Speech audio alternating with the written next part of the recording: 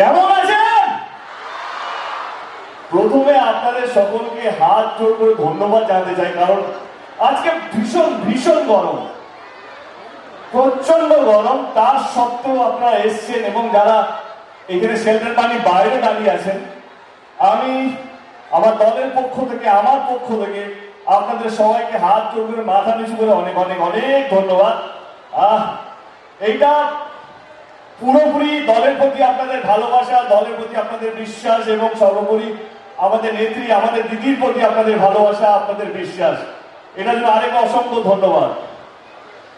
আজকে বেশি কথা বলবো না, আজকে যার কথা শোনার জন্য আমরা সবাই অপেক্ষা করছি তিনি বলবেন, আমাদের জননেত্রী, আমাদের দিদি, আমাদের মুখ্যমন্ত্রী। তো বেশি বলবো না, এটাই বলবো, আমাদের এখানে 25শে মে নির্বাচন। আমি তৃতীয়বারের জন্য আবার দিদি আমাকে সুযোগ করে দিয়েছে, তার জন্য দিদিকে অসংখ্য ধন্যবাদ। অনেকগুলো ধন্যবাদ দেওয়ার আছে দিদিকে এই মঞ্চ থেকে, কিন্তু আপনাদের একটা কথা বলি তার আগে, যে এই নির্বাচনটা 2024-এর নির্বাচনটা উন্নয়ন নিয়ে হওয়া উচিত। কোন দলের মুখ্যমন্ত্রী যে মানুষকে ভালো রেখেছে তার প্রতি হওয়া উচিত। আমি এটুকু বলবো, আমি আমার দলের হয়ে এটা আমার তৃতীয়বার। আমাদের নেত্রী, আমাদের মুখ্যমন্ত্রী গত 13 বছর ধরে বাংলাকে বাঁচিয়ে রেখেছে, আগলে রেখেছে এবং সবচেয়ে বেশি দরকার শান্তিতে রেখেছে। কিন্তু আজকে রাজনীতি হচ্ছে ধর্ম নিয়ে, কে হিন্দু কে মুসলিম, এইটা নিয়ে রাজনীতি হচ্ছে। আমি আপনাদেরকে একটা প্রশ্ন করবো, এই নির্বাচনটা কিসের নির্বাচন? যে জিতবে, জেতার পর কতগুলো মন্দির হবে সেইটা, না কতগুলো মসজিদ হবে সেটা নির্বাচন? না, এই নির্বাচনটা হচ্ছে জেতার পর কে কতগুলো হসপিটাল করবে, কে কতটা স্কুল করবে, কে রাস্তাঘাট করবে, কে মানুষকে বাঁচিয়ে রাখবে, কে মানুষকে শান্তিতে রাখবে, সে হিন্দু হোক, মুসলিম হোক, শিখ হোক, ইসাই হোক, যে কোনো ধর্মের হোক। এইটাই আমাদের ধর্ম, এইটাই জনপ্রতিনিধির ধর্ম, এইটা সমস্ত পলিটিক্যাল পার্টির ধর্ম হওয়া উচিত। কিন্তু না, আজকে রাজনীতি হচ্ছে কে হিন্দু কে মুসলিম, আপনি কি খাচ্ছেন, আপনি কি পড়ছেন। ধর্মের রাজনীতি এমন জায়গায় ছড়িয়ে গেছে, আপনারা ভাববেন কোথায় চলে গেছে ধর্ম। আজকে স্কুলের বাচ্চারা, আমরা সবাই স্কুলে গেছি, আমরা আমাদের ছোটবেলায় স্কুলে কোনোদিনও ভাবতে হয়েছে আমার পাশে যে ছেলেটা বসে আছে বা আমার পাশে যে মেয়েটা বসে আছে সেটা হিন্দু না মুসলিম? কোনোদিনও ভাবিনি, কোনোদিনও ভাবিনি। আমি ছোটবেলায় স্কুলে যখন ছিলাম, কেন আমার বন্ধু যে মুসলিম দাঁড়িয়ে কেন খেতে যাচ্ছি, কোনদিন এটা ভাবিনি আমার দুর্গাপুজোয়, আমার দিওয়ালিতে আমি তাদেরকে কেন ডাকছি।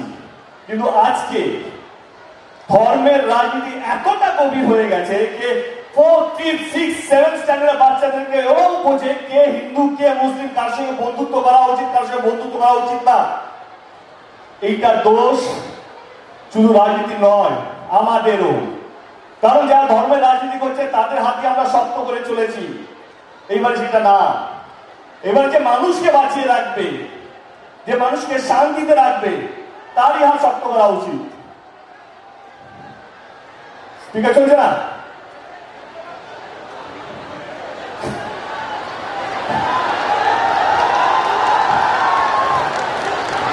আমি বলবো, আমার দলে কিছু কাজ আপনাদের সামনে রাখবো।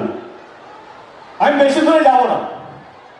2021-এ যখন আমরা নির্বাচনের প্রচার করছিলাম, দিদি একটা প্রকল্প নিয়ে এলো, তার নাম ছিল লক্ষ্মীর ভান্ডার স্বাস্থ্য সাথী।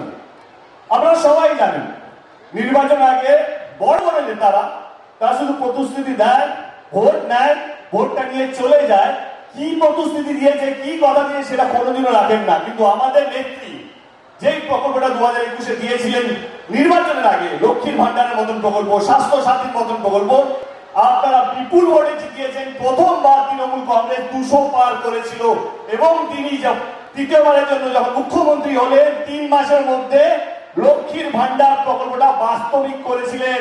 সে কথা দিয়ে পালিয়ে যাননি, যেতে পারতেন, কারণ আপনারা 200-র বেশি সিট দিয়েছিলেন, তিনি কথা নাও রাখতে পারতেন, কিন্তু তিনি সেটা করেননি। তিনি যা যা কথা দিয়েছেন, যা যা প্রতিশ্রুতি দিয়েছেন, সব কটা রেখেছেন। এবার আপনারা বলুন, ভোটটা কাটে যাবে? যারা হিন্দু মুসলিমের রাজনীতি করে, না যে সুপার স্পেশালিটি হসপিটাল বানাচ্ছে, যে স্কুল বানাচ্ছে, হাই স্কুল বানাচ্ছে, ITI কলেজ বানাচ্ছে, সরকারি কলেজ বানাচ্ছে, রাস্তাঘাট থেকে আরম্ভ করে সমস্ত কিছু, ভোটটা তাকে যাওয়া উচিত। দিদিকে আরেকটা কারণের জন্য ধন্যবাদ জানাবো, যেহেতু এটা ঘাটাল লোকসভা কেন্দ্র, আমরা এখন বিগলাতে আছি। ঘাটালের দীর্ঘদিনের সমস্যা, ঘাটাল লোকসভা কেন্দ্রের সবচেয়ে বড় সমস্যা হচ্ছে এখানে অতিরিক্ত বৃষ্টি হলে বন্যা চলে আসে। অতিরিক্ত বৃষ্টি হলে পৃথিবীতে বন্যা হয়, কিন্তু ঘাটালটা একটু অন্যরকম, কারণ পৃথিবীতে যখনই বন্যা তার হাঁটু অব্দি জল থাকে, কিন্তু ঘাটাল লোকসভা কেন্দ্র যখনই অতিরিক্ত বৃষ্টি হয় তখন এক তালা অব্দি জল চলে যায়, ঘরকে ঘর ডুবে যায়, মানুষ মারা যায়, ফসল নষ্ট হয়ে যায়, ক্ষতি হয়। আর সেই জলটা মাসকে মাস থাকে। আমি দিদিকে কথা চেয়েছিলাম, দিদি যদি ঘাটাল মাস্টার প্ল্যানটা যদি হয়, দিদি এক কথায় হ্যাঁ বলেছেন। এবং ঘাটাল মাস্টার প্ল্যান যেটা 100 বছরের আগেকারের স্বপ্ন, স্বাধীনতার আগেকারের স্বপ্ন, আমাদের নেত্রী সেই কথাটা রেখেছে। এবং আগামী দিনে ঘাটাল মাস্টার প্ল্যানের যে স্বপ্নটা, যেটা কত ঘাটালবাসী হবে বলে চলে গেছে দেখতে পাননি, এবারে সেটা বাস্তবিক হতে চলেছে দিদির হাত ধরে, তৃণমূল কংগ্রেসের হাত ধরে, রাজ্য সরকারের হাত ধরে। এবারে আপনারা বলুন যে ভোটটা কাকে দেবে? যে মানুষকে নিয়ে ভাবে, যে মানুষকে ভালো রাখে, যে মানুষকে শান্তিতে রাখে, তাকে। কে হিন্দু কে মুসলিম সেটা বলতে হয় না, সে পুজোতেও যায়, সে ঈদেও যায়, সে ক্রিসমাসেও যায় চার্চে। রাজনীতি তাই হওয়া উচিত, তাই না? আমার মনে হয় কোন রাজনীতির ভিড়ের কোন নিজস্ব ধর্ম হওয়া উচিত না। একটাই ধর্ম হওয়া উচিত, সেই ধর্মের নাম হচ্ছে মানব ধর্ম, যে মানুষকে ভালো রাখবে। তো আমি আপনাদেরকে অনুরোধ করব, আপনারা যেই দলে বিশ্বাসী হোক না কেন, কিন্তু ভোটটা আপনাদের, যেই দল, যেই প্রার্থী, যেই নেত্রী যে মানুষকে ভালো রাখবে, অ্যাপার্ট ফ্রম আপনি হিন্দু না মুসলিম না শিখ না সাই, সেইটাকে না ভেবে তাকে ভোটটা দেওয়া উচিত। আমি ধন্যবাদ জানাবো দিদিকে আরেকবারকে আমাকে এই সুযোগটা করে দেওয়ার জন্য। আমি আপনাদেরকে রাজনীতি বোঝাতে পারবো না, আপনারা আমার চেয়ে অনেক বেশি রাজনীতি বোঝেন। 25শে মে নির্বাচন, আমি বিশ্বাস করি ঘাটাল লোকসভা কেন্দ্রে যদি উন্নয়ন নিয়ে ভোট হয়, যে প্রতিশ্রুতি দিয়ে দেয়, যে করে, তাকে নিয়ে যদি ভোট হয়, যদি মানুষকে শান্তিতে রাখার যদি ভোট হয়, মানুষকে ভালো রাখার যদি ভোট হয়, যদি স্কুল কলেজ রাস্তাঘাট নিয়ে যদি ভোট হয়, আমি জানি ঘাটাল লোকসভা কেন্দ্রে একটা ভোটও তৃণমূল কংগ্রেসের বাইরে পড়বে না, এটা আমি সুনিশ্চিত। এবারে আপনারা, জনতাই হচ্ছে ভগবান, আপনারাই হচ্ছে কে দেশকে ভালো রাখবে। এই নির্বাচনটা কিন্তু বিধানসভা নির্বাচন নয়, এই নির্বাচনটা হচ্ছে দেশকে কে ভালো রাখবে। আজকে আপনারা জানেন দেশের চাকরির অবস্থা কতটা খারাপ। স্বাধীনতার পর দেশে এত খারাপ অবস্থা চাকরি কোনোদিনও হয়নি, এটা প্রথমবার হতে চলেছে। গ্যাস, তেল, ডিজেল, পেট্রোলের যেভাবে দাম বেড়েছে, এটা আগে কোনোদিনও হয়নি। জিনিসপত্রের দাম যেভাবে বেড়েছে, সেটা আগে কোনোদিনও হয়নি। এবং আপনারা শুনলে অবাক হবেন যে দেশের উপরে ঋণ আজকে যে জায়গায় দাঁড়িয়েছে, সেইটাও স্বাধীনতার পর এত বড় ঋণ কেউ নেয়নি, কোন সরকার নেয়নি। এবারে আপনারা বলুন কাকে ভোটটা দেবে। 25শে মে নির্বাচন, আমি বেশি সময় নেব না।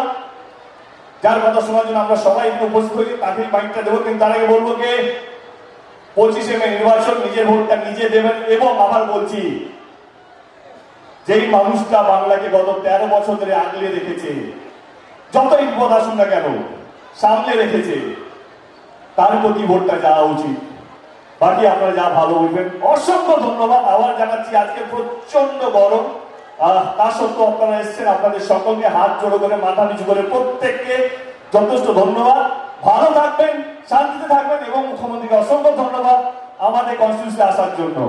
Thank you so much.